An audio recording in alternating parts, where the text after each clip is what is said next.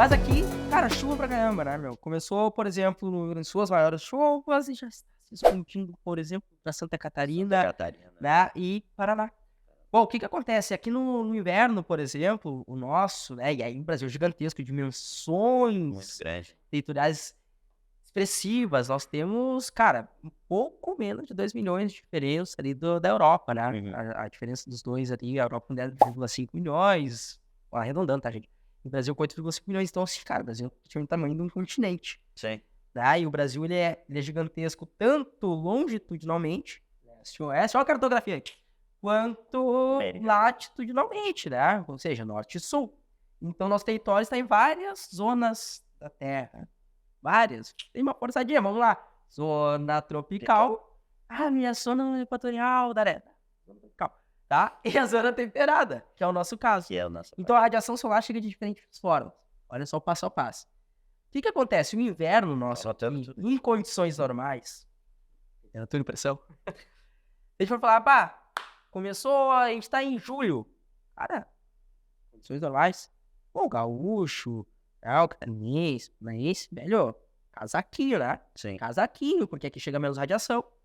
E aí vem o avanço das massas, a massa de ar frio, que a MP é a massa polar atlântica, e as frentes frias. Isso despenca a nossa temperatura. Aí tu olha, pá, cara, no inverno, o que que a gauchada faz?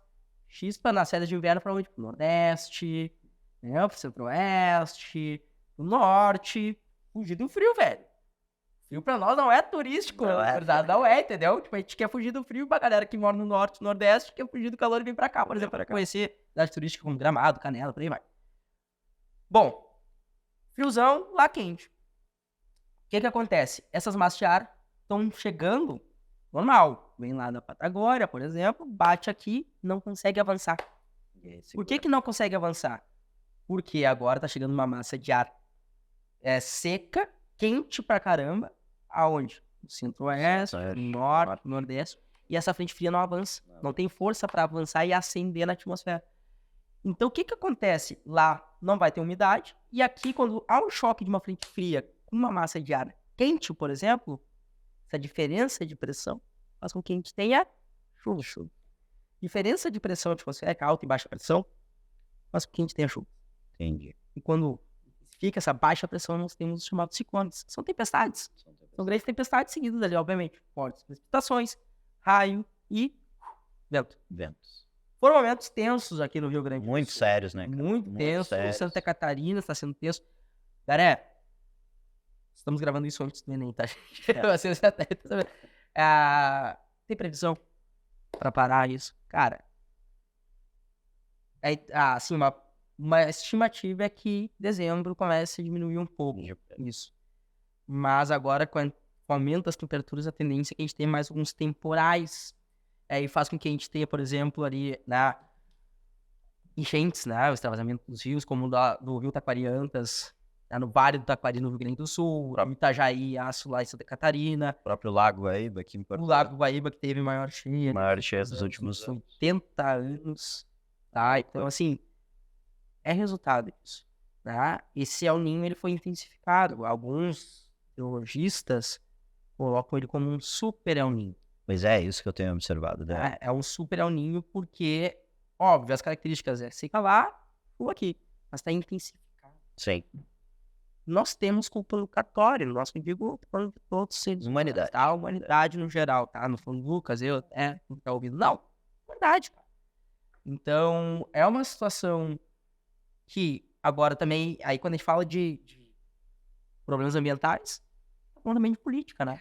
Isso que eu queria chegar contigo. Da gente observar que, beleza, nós temos um momento histórico geográfico que possibilita essa intensificação pelo El Niño, que tu brilhantemente explicou aqui pra gente. Mas existe uma coisa que se chama a prevenção a esses acontecimentos ambientais. E aí que eu me refiro. E acho que a gente já pode ir passando também para outros elementos que a gente vai abordar aqui. Falamos sobre os problemas e as soluções. O que a gente pode observar? A cabeça tá fitando e a bunda tá doendo. Só de lembrar das incontáveis horas que você passou em frente ao computador, resolvendo questões que antes pareciam impossíveis, já dá aquela vontade de surtar. Zero saudade, certo? Calma! Não relaxa agora! Você está quase lá! E a Operação Enem 2023 do Me Salva vai te levar durante esses últimos dias até a aprovação. Com uma cobertura completa de revisão, exercícios, apostas de redação e o nosso tradicional gabarito ao vivo nos 2 domingos da prova. Aperta o botão na tela para se inscrever grátis e não atrasar em mais um ano a sua aprovação. Observe que a ideia de política pública para isso, atender essas comunidades. Porque se tu tem um sistema de prevenção efetivo para essas estruturas, tu consegue ter um planejamento estratégico para quando esses efeitos acontecem. Todo mundo sabia que existiria, temos órgãos meteorológicos que trazem relatórios a todo tempo sobre os efeitos climáticos que vão acontecer. Eu não sei por diferença, aí por ignorância minha, mas com uma grande, acredito eu, com uma antecedência significativa. Eu te pergunto, cara, por que os agentes públicos acabam tornando-se uma inefetividade tão grande quando a gente observa esses aspectos? E aí foi um discurso que eu observei aqui, nós no Rio Grande do Sul, a gente acabou vivenciando muito isso, mas também observo o mesmo discurso acontecendo na região norte, nordeste, principalmente com essa questão do aumento das temperaturas, centro-oeste também, de que é ano do El Niño, sabe? E isso me incomoda muito, porque todo mundo sabia que seria ano de El Niño, todo mundo sabe que essas coisas iriam acontecer com uma grande intensidade. E qual foi a dificuldade do planejamento desse propósito? E aí, Daré, é isso que eu quero que a gente observe agora, que é um dos pensamentos que a gente pode absorver como, inclusive, corrente sociológica e ideológica, com a ideia da gente observar como o efeito do capitalismo dentro desse sistema. De uma maneira ou outra, tu abordou com o desenvolvimento da primeira revolução industrial, como o próprio capitalismo ele acaba desenvolvendo esse processo de intensificação desses problemas ambientais, onde o interesse do lucro e da manutenção de um sistema predominante do capital acaba fazendo com que os interesses públicos, os agentes públicos fiquem inertes frente a uma ação do capital. E aí, cara, eu queria que a gente pudesse abordar, vou deixar mais tu falar nesse momento, depois eu posso interferir em conjunto, né? Sobre a questão, por exemplo, de uma alternativa das próprias populações indígenas frente a esses efeitos ambientais, na partir da própria ideologia e filosofia dessas populações, agindo em conjunto com a terra, no que a gente vai chamar que hoje a gente chama de sustentabilidade, né? Que é uma palavra que surge também dentro desse abuso do capital frente às ações climáticas e também ambientais, tu criar uma economia sustentável onde tu consiga trabalhar em conjunto com o meio ambiente e, ao mesmo tempo, formar e manter essa estrutura do capitalista. Mas a gente não observa que também as populações indígenas têm alternativas frente a esse processo, certo? De perceber o planeta não só como algo que tu consegue tirar recursos, mas que consiga viver em harmonia para a manutenção e a intensificação dessa relação entre o ser humano e a natureza, certo? E um ambiente de respeito em que todos acabam ganhando, né, com essa relação, que é, na realidade, o básico da nossa humanidade, né? A gente acaba não pensando isso. Isso que eu fico muito... Se uma coisa que me faz tirar, que tu faz tirar, tu já falou vários que acabam com a tua idade, eu, na minha idade, que me trabalhar a ideia de que o capitalismo é natural do ser humano, certo? Que o capitalismo não é um efeito histórico, que o ser humano, ele já, sei lá, evolui enquanto capitalista, o Homo sapiens sapiens, há 200 anos, há 1000 anos atrás, ele já vira capitalista. Não, cara. Isso é um efeito histórico, cara. Isso surge ao longo da humanidade. Muito pelo contrário, se a gente for parar e observar, a nossa sociedade, a nossa espécie, Homo sapiens sapiens, ela está vinculada ao efeito comunitário. Sim. Sim. de retirada através do que a gente precisa. Isso foi uma das coisas, por exemplo, que quando há o processo de colonização do Brasil, populações aqui que a gente conhece como seminômades, que estavam ainda num processo de praticamente um neolítico para um paleolítico, certo? Populações que eu não gosto da ideia evolutiva, da ideia do primitivas, mas populações que não se utilizavam da própria extração da terra de uma maneira predatória, mas de uma maneira consonante, digamos assim. E essas populações, cara, acabam trazendo ensinamentos para nós, inclusive nos dias de hoje, sobretudo aquelas que mantêm a sua estrutura muito semelhante ao que a gente observava 500 anos atrás, na chegada dos europeus aqui, para a manutenção de não observar como recurso econômico, mas recurso de estruturar, de viver em harmonia enquanto essa natureza. Queria que você pudesse abordar um pouco, eu acho que isso é bem interessante para a gente observar o quanto há formas diferentes da gente viver enquanto sociedade. Há formas da gente viver enquanto sociedade. Isso que a gente vive hoje não é natural do ser humano. Não. Isso é um efeito histórico, isso é constituído historicamente pela nossa espécie, sobretudo no ideal de exploração. Por favor, querido. Cara, tava falando, assim, a gente tem momentos de admiração, né, cara? Falou agora... Pô, eu tô quase chorando aqui, pai. E aí, falando de admiração, além de te admirar, não sei se eu olho pra essa ou pra essa. Mostra mais. Enquanto tu fala, cara, esse livrinho aqui. Manualzinho, cara. Olha o tamanho. Dá pra guardar no bolsinho. Olha que bonitinho. Famoso publicação de bolso. Ideias para adiar o fim do mundo. Deste ser humano fantástico que é o Ailton Krenak. O mais novo imortal pela Academia Brasileira de Letras. Primeiro indígena a ser considerado imortal na Academia Brasileira de Letras. Cara, isso aqui, ó, leitura obrigatória, tá? Inclusive já caiu. Já. Então, assim, fica a dica. E falando de grana capitalista, baratinho, tá? Baratinho. Falando que é um livro bastante acessível. Vocês estão ganhando alguma coisa mensal. Não. Mas quem tá ganhando somos todos nós. Todo mundo lê isso aqui, gente. Tá? Exatamente. Ele diz, né, várias coisas que nós podemos absorver, na verdade, né? E admirar essa obra-prima do Krenak, tem diversas. No próximo episódio trago mais. Não, daria certamente só um episódio de podcast. Por exemplo, fala recurso. E eu trabalho isso como professor de geografia quando eu falo lá de recursos hídricos. Você é o bastante. Mesmo que você olhe para o passado e pense, eu não fiz tudo o que eu podia, não escrevi redação toda semana ou não respondi questões o suficiente. Eu te digo, muda essa chave e pensa nas suas conquistas de 2023. Esse é o pensamento que o aluno que vai passar em medicina ou em qualquer outro curso com o Enem nesse ano deveria ter. Eu tenho certeza que você se preparou muito para chegar até aqui, então repito, você é o bastante. Eu e todos os professores do Me Salva vamos estar ao seu lado, reforçando tudo isso, te livrando da pressão dos últimos dias e mostrando como ter um desempenho no Enem que vai te colocar dentro da faculdade e realizar o seu sonho. Inscreva-se grátis na Operação Enem 2023.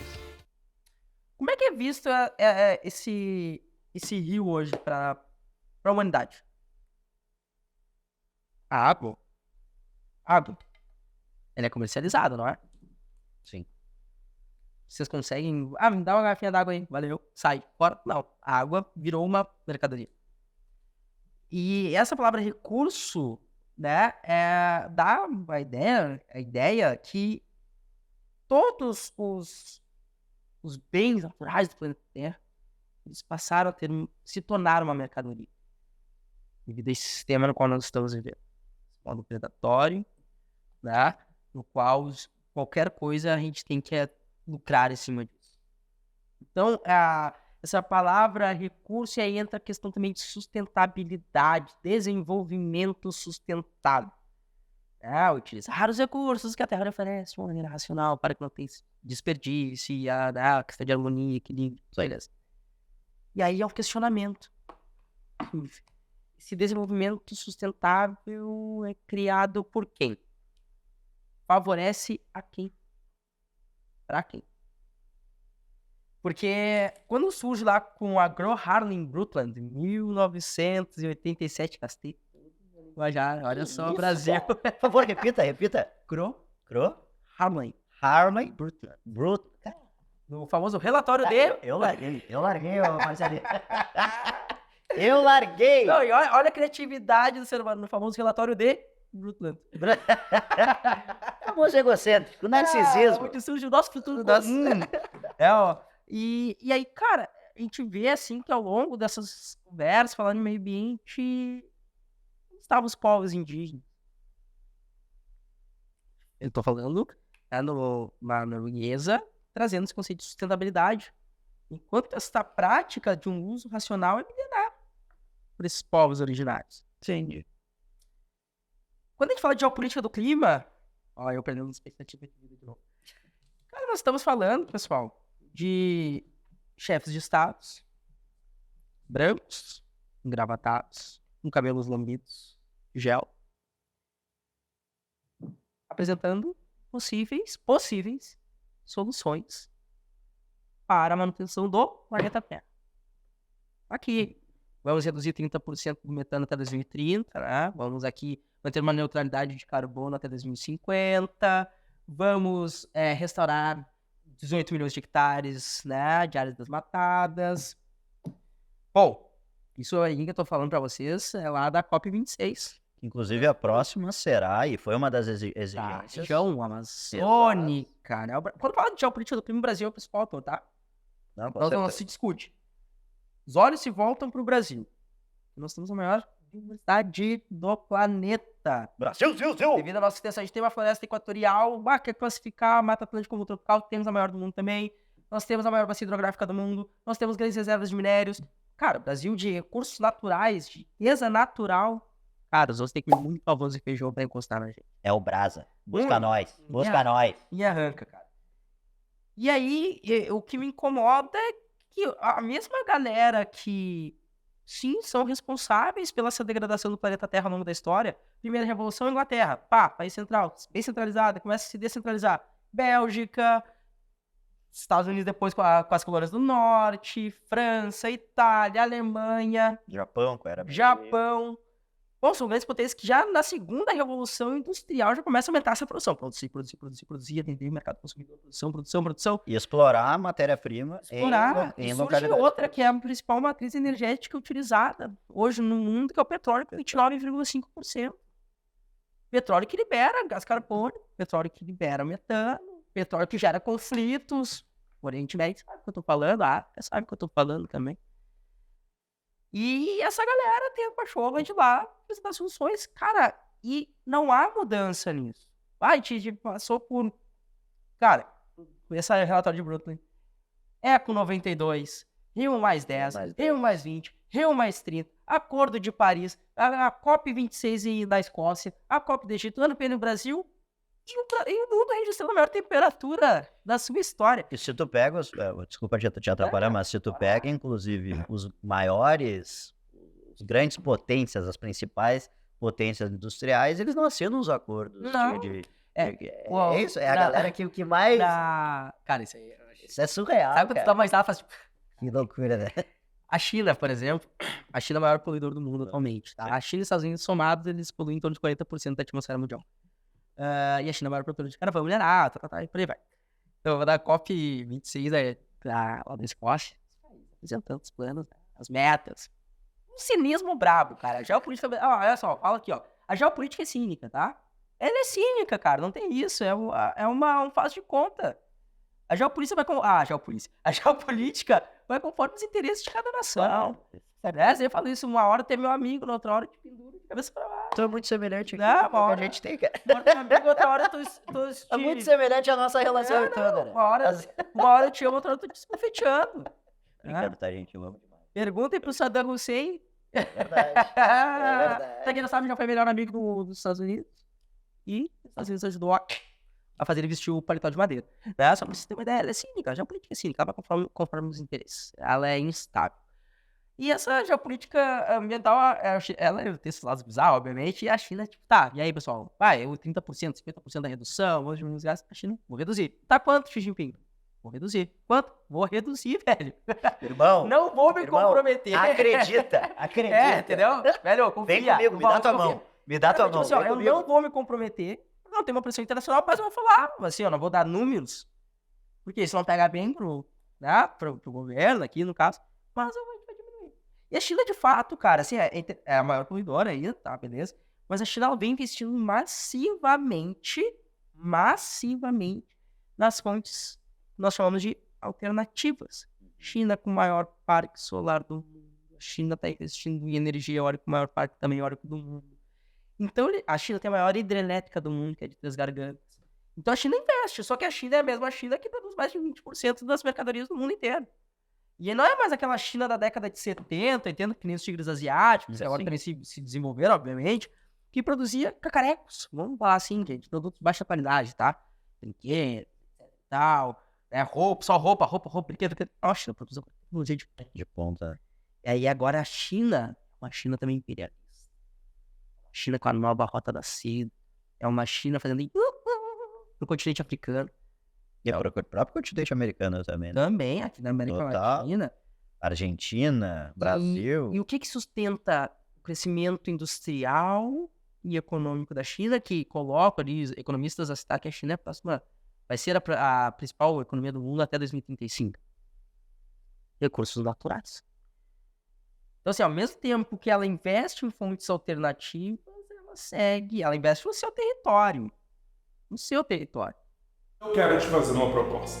Trocar 2 semanas de ansiedade, pressão e estresse que precedem o Enem por horas de conteúdo direcionado e especializado em aprovação que eu e todos os outros professores no Bisalva preparamos para você. Entre os dias 30 de outubro e 12 de novembro, as nossas aulas vão estar disponíveis de graça dentro da Operação Enem. Para você revisar e aumentar suas chances de aprovação para a prova ainda nesse ano. Porque a matéria eu tenho certeza que você já sabe. O que pode estar te faltando agora são os direcionamentos finais para garantir uma ótima performance e não botar um ano inteiro de preparação a perder. Clica no botão na tela para não perder a nossa programação.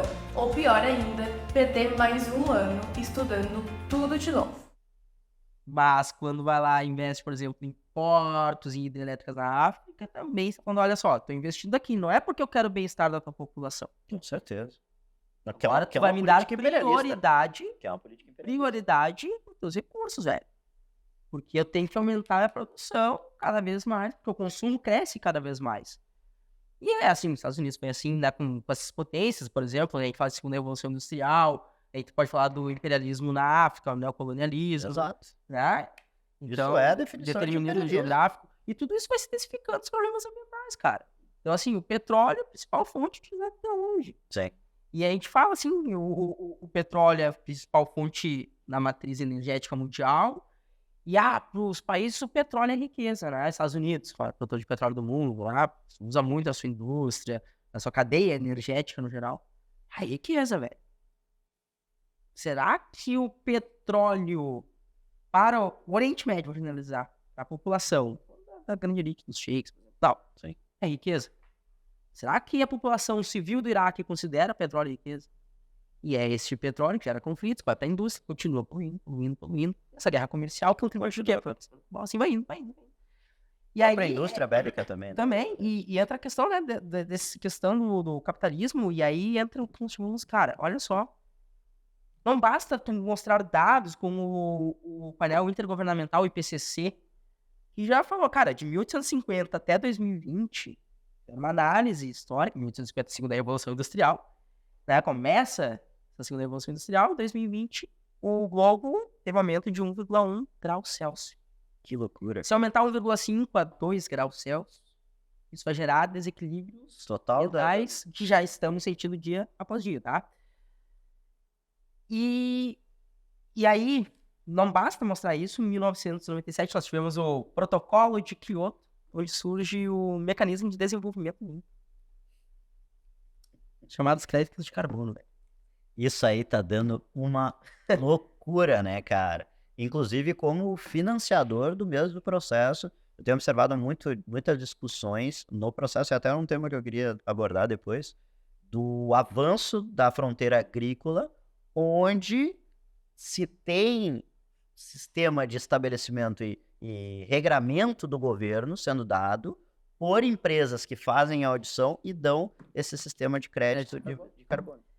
Existe toda uma indústria por trás da realização desse chamado crédito de carbono. Caralho, só tu tem que fazer, assim, ó, parar de poluir, tu vai ganhar, vai ser beneficiado.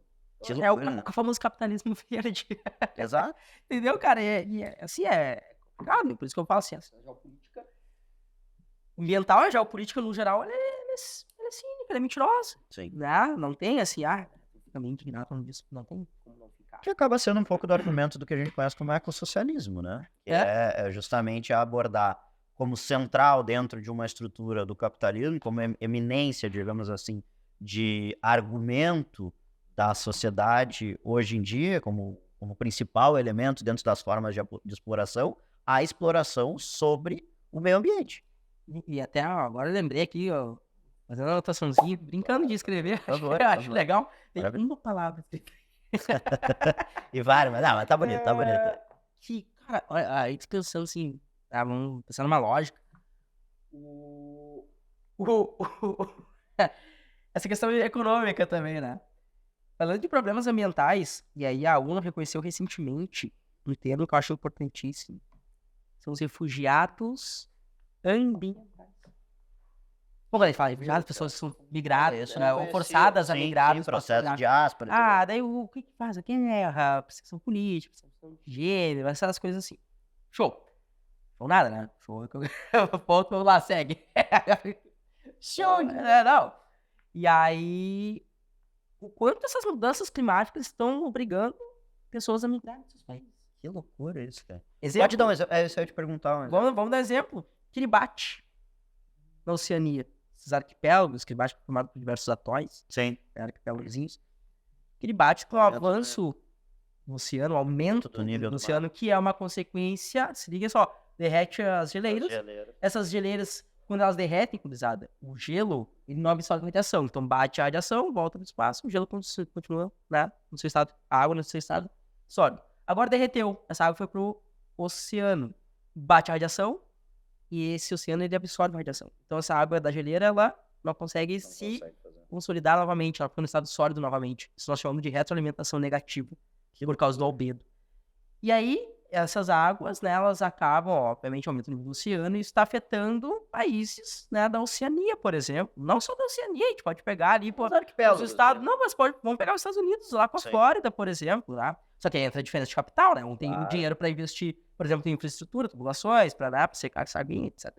Bilhões de dólares sendo investidos. E Kiribati não, cara. Kiribati não tem isso. Tá? E aí tá tendo esse processo de imigração forçada da população, um processo de desterritorialização, que nós chamamos. Então, o estado de Kiribati comprando terras de Fiji, Nova Zelândia, Austrália, começando a migrar. Kiribati vai, até 2050, foi de arrasta. Tá? E aí, quando a gente fala dessa poluição, cara, o planeta Terra não escolhe qual país que ele vai, de fato, punir. Qual é a contribuição de Kiribati para a intensificação do efeito fenômeno, né, do efeito estufa, né, do fenômeno do efeito estufa? Qual é a contribuição de Kiribati? Pontinho no globo. Quantos de vocês conhecem Kiribati? Tuvalu? Fiji? Papua Nova Guiné? Samoa. E eles estão sendo afetados por um processo histórico de países centrais, né, que quando afeta, obviamente, isso tem problemas, né, desastres naturais desses países centrais, mas eles têm maior recurso para tentar o quê? Amenizar. Mas Kiribati não. 5 dicas para estudar pro Enem. Opa, peraí, né? Nessa altura do campeonato você já não tem mais tempo para pensar em um jeito certo de estudar. O foco agora é em revisão de conteúdos, fazer bastante exercícios e aprender estratégias de alta performance para usar no dia da prova. Inscreva-se agora para participar da maior cobertura pré e pós-Enem do Me Salva, com 2 semanas de revisão e conteúdos que realmente caem no Enem e fazem sentido nessa reta final. Clique no botão da tela ou acesse mesalva.com/operação. Seus países não. Então essas pessoas estão migrando de uma maneira forçada, eles são refugiados, devido às modificações climáticas. Que loucura. Olha só que loucura, não. A gente deu. Não, deu uma volta. Eu me lembro que começamos dentro do O El Ninho. do El Ninho.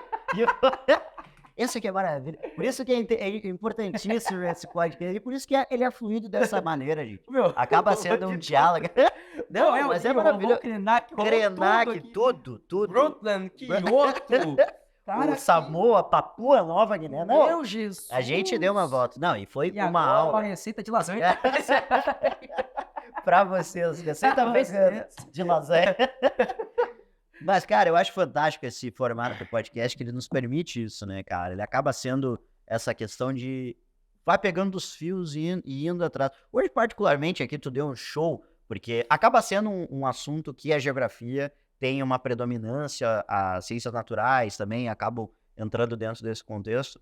Mas queria te agradecer, cara. Acho que foi fenomenal isso aqui que a gente trouxe. Conseguimos fazer essa ligação também nos aspectos nacionais e internacionais, Importante. interligar em muitos momentos efeitos históricos, como a própria industrialização, que a gente abordou aqui em determinados momentos, o próprio surgimento do capitalismo como um efeito histórico também, né?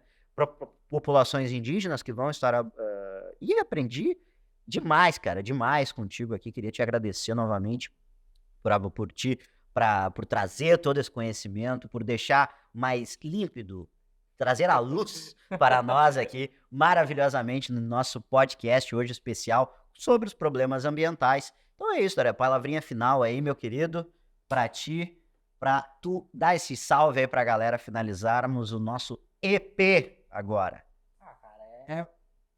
Volto a falar, é um prazer, né? Gigantesco, assim. Então, massa, né? Vai ter mais. Pô, cara, nossa, sorrisão, né? Fico felizão. Chorei no meu travesseiro. Quando eu recebi a notícia, eu tinha... Eu vou ver o Darezito. Pô, mas é muito massa, cara, porque não é algo engessado, né? Claro.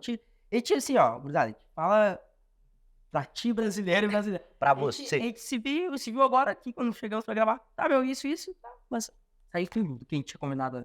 A gente vai indo, começou pelo El Ninho. E foi indo. lugar, E fácil, e de uma maneira espontânea. eu acho. Assim, vamos falar leve, porque o assunto não é tão leve, Isso, mas exatamente. a gente tenta ser de uma forma mais tranquila, né? Exato. Então, cara, eu acho que também eu aprendi muito contigo agora, eu sempre falo, né, questão de admiração. Né? Começa a falar, cara, eu acho que quando a gente vê outras pessoas falando algo tão importante, a gente tem que fechar a boca e apenas Claro. vai extrair. Claro. Eu faço isso a cada vez que tu abre a boca. Olha só, Me hein? emocionei. Olha só. Me emocionei de novo. Que lima, hein? Que lima. Que Vamos, tu tem alguma coisa pra fazer hoje? Sushi depois. Sushizinho, Mas, cara, é um prazer inenarrável. Espero que vocês também estão escutando agora, né? Estejam escutando. Já escutaram? Vão escutar. Ou vendo também, né? Pode estar pelo YouTube também, vendo. Vai sair no YouTube também, né? Vai, também. isso aí. Eu acho que tá isso aqui, porque alguém vai ver isso aqui. Esse YouTube, então. Se lendo o Não, troço, cara, lendo o slogan, né? É que um dos atrás. meus sonhos, cara.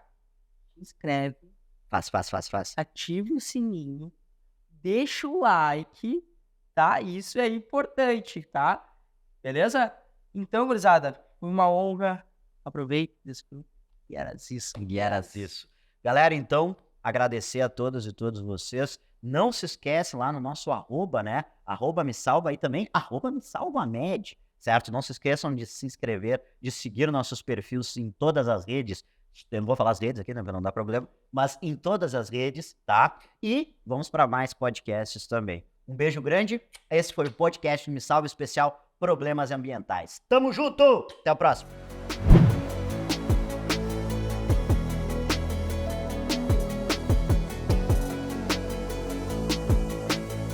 Inscreva-se agora, grátis, acessando mesalva.com/operação e confira toda a programação do Operação Enem 2023.